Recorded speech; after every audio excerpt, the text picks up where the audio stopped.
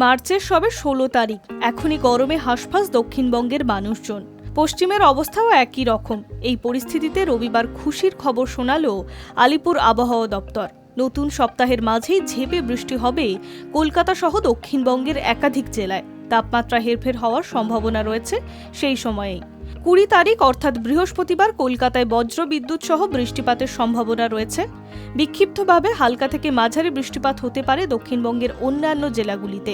২১ ও ২২ তারিখ বৃষ্টির সম্ভাবনা রয়েছে দক্ষিণবঙ্গে। তাপমাত্রার খানিকটা হেরফের হতে পারে কয়েকটি জেলায়। উত্তরবঙ্গে দার্জিলিং, কালিম্পং, জলপাইগুড়ি, আলিপুরদুয়ার, উত্তর দিনাজপুর ও মালদহে আগামী কয়েকদিন বিক্ষিপ্তভাবে বৃষ্টিপাত হতে পারে। বজ্রপাতের সম্ভাবনা রয়েছে দার্জিলিং, কালিম্পং ও জলপাইগুড়িতে।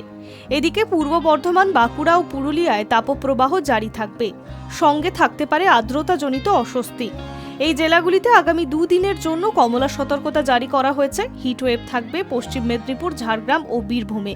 গরম বেশি থাকবে দক্ষিণ ২৪ পরগনা ও পূর্ব মেদিনীপুরে। সোমবার সকালে কলকাতার সর্বনিম্ন তাপমাত্রা ২৭ ডিগ্রি সেলসিয়াস, সর্বোচ্চ তাপমাত্রা ৩৫ ডিগ্রি সেলসিয়াস।